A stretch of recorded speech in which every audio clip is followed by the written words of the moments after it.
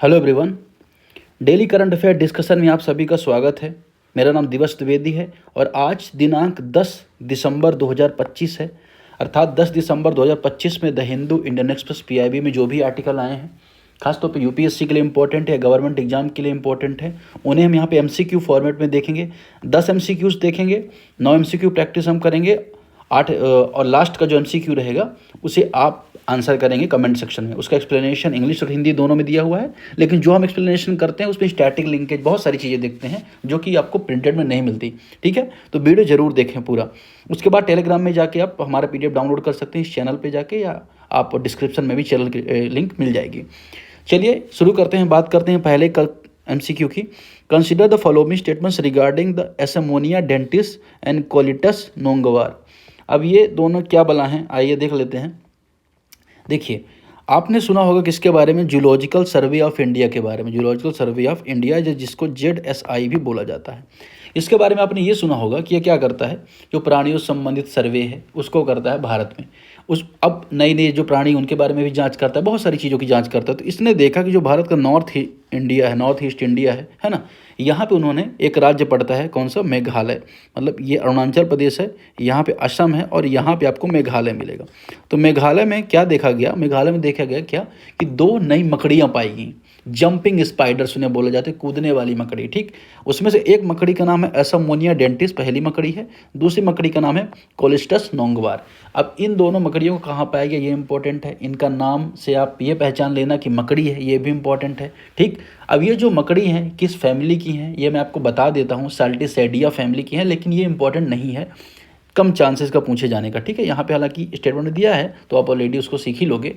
अब अगर हम बात करें, यह भारत में पाई जाने वाली एक नई वैरायटी है। ठीक है ना, हालांकि पहले भी देखा गया है, लेकिन इसकी जो ये वाली वैरायटी है ना, इसको अभी हाल में देखा गया है, इसलिए इंपॉर्टेंट हो जाती है।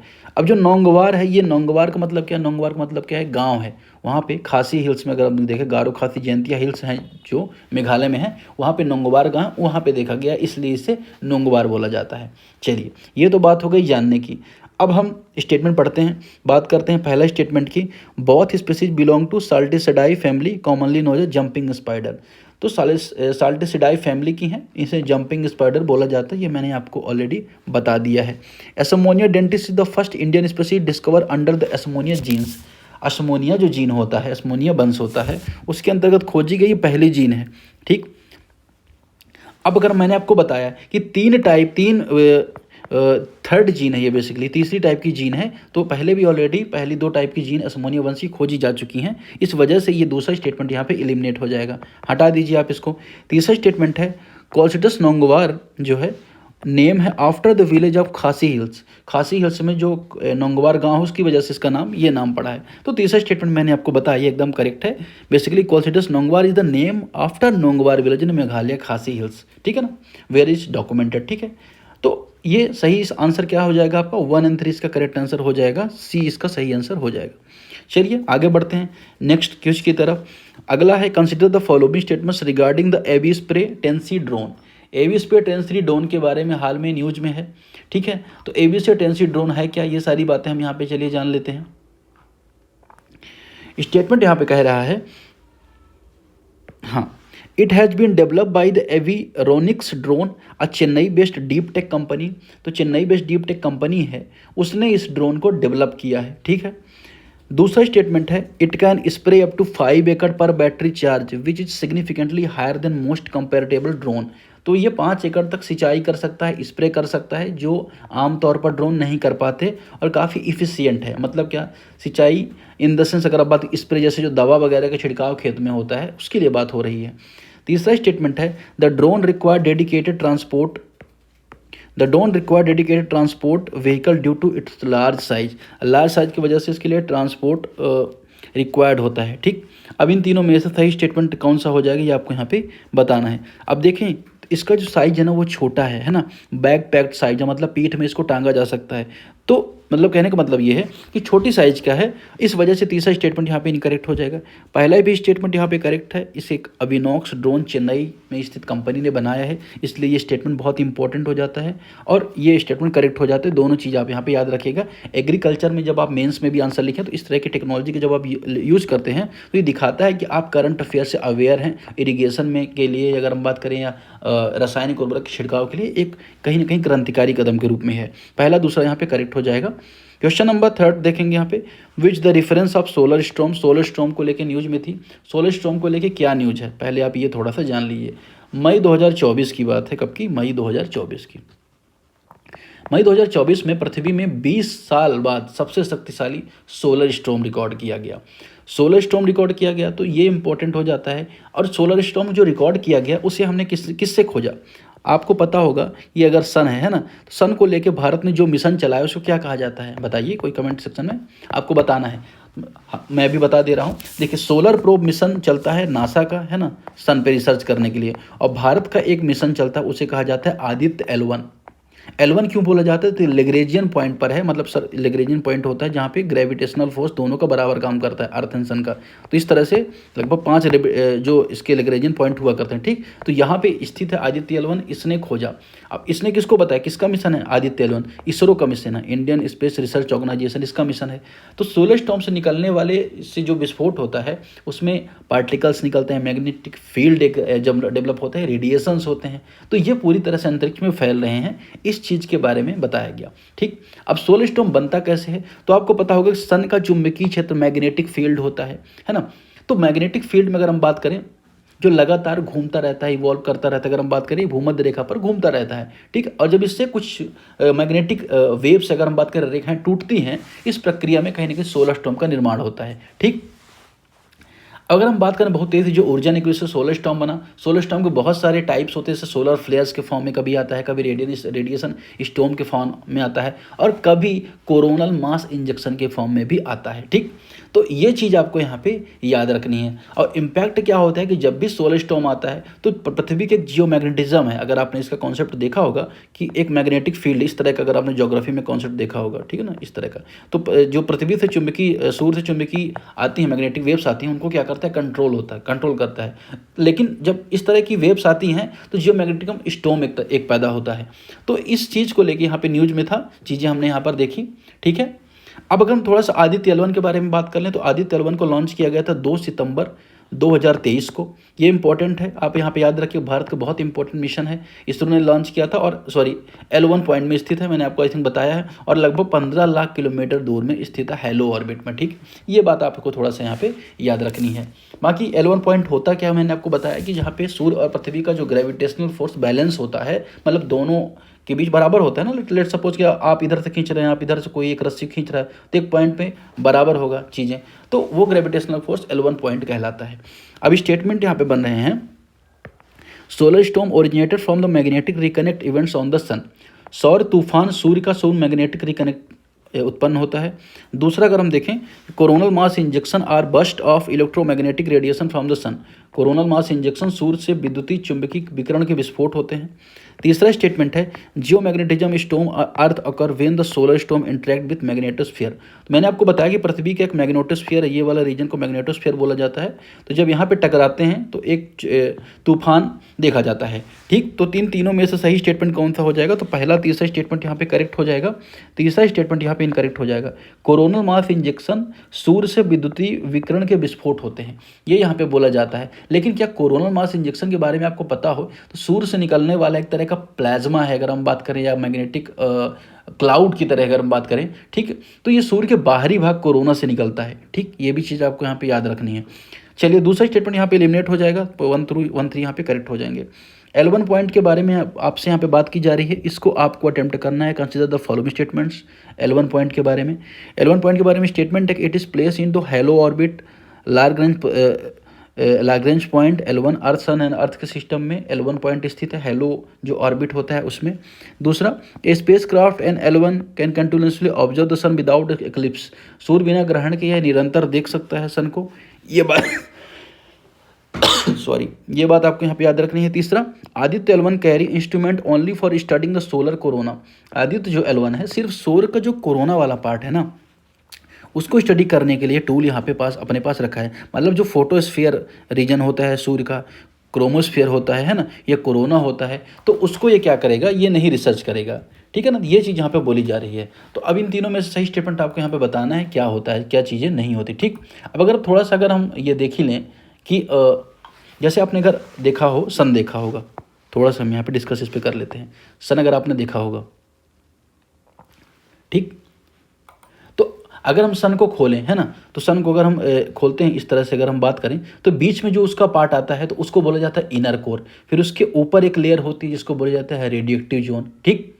उसके भी ऊपर आपको एक लेयर मिलेगी, उसको क्या बोला जाएगा, उसको बोला जाएगा कन्वेंशन जोन, ठीक। तो ये चीज़ आपको यहाँ पे याद रखिएगा। और बाहरी परत को कोरोना बोला जाएगा, ये आप थोड़ा सा यहाँ पे याद रखिएगा, ठीक। इससे नहीं, कोरोना को आप कोर मत समझ लेना। तो कोरोना कोर में डिफरेंस है। कोरोना बाहरी परत है, कोरोना बाहरी परत होती है। जैसे अगर आप देखो बाहर से अंदर की तरफ जाते हैं तो सबसे पहले कोरोना आपको बाहर की परत मिलेगी, उसके बाद आपको क्रोमोस्फेयर मिलेगा, फिर फोटोस्फेयर प्रकाश मंडल मिलेगा, फिर सब स्पेस फ्लो मिलेगा, कन्वेक्शन मिलेगा, रेडियो एक्टिव जोन, फिर इनर कोर मिलेगा। तो इस तरह क्रोनोलॉजी रहती है।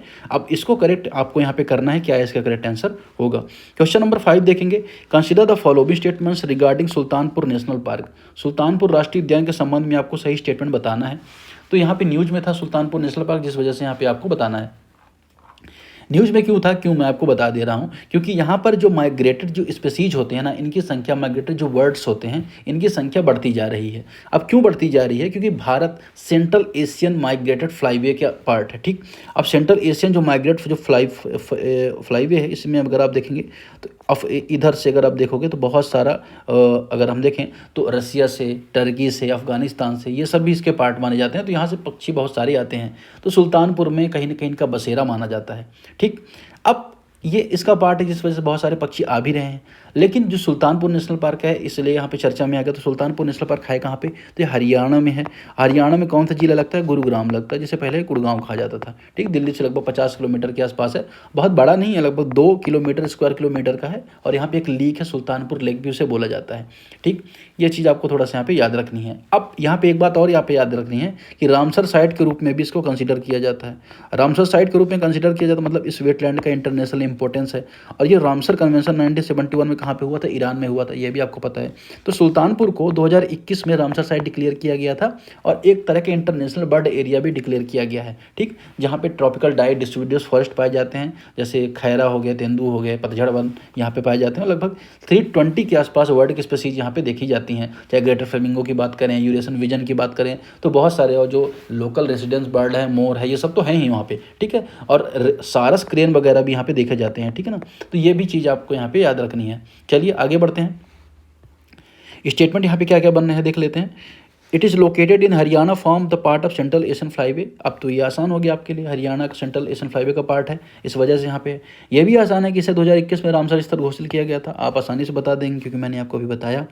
तीसरा स्टेटमेंट है, it vegetation it's primarily tropical moist evergreen forest. यहाँ का जो वेजिटेशन है एवरग्रीन है, मैंने आपको बताया एवरग्रीन 250 सेंटीमीटर के आसपास वर्षा होनी चाहिए, तब तो वहाँ पे एवरग्रीन फॉरेस्ट होगा। जैसे वेस्टर्न घाट्स में एवरग्रीन फॉरेस्ट आपको देखने को अंडमान निकोबार में मिलेंगे। लेकिन क्या हरियाणा में आपको 250 सेंटीमीटर वर्षा होती है, नहीं होती है, तो एवरग्रीन कैसे मिलेंगे, है ना। तो तीसरा स्टेटमेंट यहाँ पे एलिमिनेट हो जाएगा, सही आंसर हो जाएगा 1 and 2 ओनली। नेक्स्ट क्वेश्चन की तरफ बढ़ेंगे। क्वेश्चन नंबर 6 है, consider the following statements regarding the blue corner notice of Interpol. अब इंटरपोल ने ब्लू कॉर्नर नोटिस जारी किया, इस वजह से यहाँ पे न्यूज़ में आ गया। हाल में क्या हुआ, एक घटना हुई, आपने गोवा की एक वीडियो देखी होगी। तो इंटरपोल ने कहा गोवा में एक नाइट क्लब है, वहाँ पे भीषण आग के मामले में लापता मालिकों के लिए ब्लू कॉर्नर नोटिस जारी किया गया है। अब ब्लू कॉर्नर नोटिस होता क्या है, ब्लू कॉर्नर नोटिस के बारे में अगर हम बात करें तो एक तरह का जो भी संदिग्ध व्यक्ति होते हैं उनको आइडेंटिफाई करना, उनका पता लगाना है, उनकी आपराधिक पृष्ठभूमि जानना है ना। इंक्वायरी नोटिस एक तरह का कहा जाता है, ठीक। अब जब ब्लू कॉर्नर नोटिस जारी हो जाता है तो पुलिस को किसी व्यक्ति के बारे में जानकारी चाहिए, व्यक्ति लापता हो गया हो, तब ये बेसिकली जारी किया जाता है। अब इसमें कोई व्यक्ति गिरफ्तार नहीं होता, बल्कि जानकारी जुटाने के लिए नोटिस जारी किया जाता है। अब इसे में एक इम्पोर्टेंट संस्थान आ जाती है साथ में, इंटरपोल। इंटरपोल के बारे में भी जानना इंपॉर्टेंट हो जाता है। तो इंटरपोल के बारे में थोड़ा सा जान लेते हैं। हालांकि हमने इसको पहले भी डिस्कस किया था, क्योंकि wild life crime control bureau ने अभी जो जीव जंतुओं के तस्कर के मामले में इंटरपोल ने रेड कॉर्नर नोटिस जारी किया था और उसे पकड़ा गया, गिरफ्तार किया गया है। तो इंटरपोल जो संस्थान है जिसको 196 जिसमें मेंबर हैं, भारत इसका पार्ट है, इसको इस्टेब्लिश किया गया था लियोन में। लियोन कहाँ है? लियोन है फ्रांस का शहर है। ये पर्पज़ क्या है यहाँ पे कि देशों की जो आपस में पुलिस है उसको जोड़ना है ना, जिससे जो इंटरनेशनल लेवल के जो क्राइम होते हैं, जैसे देखिए वाइल्ड लाइफ है, ये सब इंटरनेशनल क्राइम माने जाएंगे ना, क्योंकि जीवों की तस्करी, जीव तो एक पृथ्वी का धन है ना। तो आतंकवाद है, ह्यूमन ट्रैफिकिंग है, साइबर क्राइम है, इनसे लड़ने के लिए एक तरह का संस्था है। अब क्या ये यूएन का पार्ट है? नहीं, ये यूएन का पार्ट नहीं है। तो ये स्टेटमेंट बनता है कि यूएन का पार्ट है या नहीं है।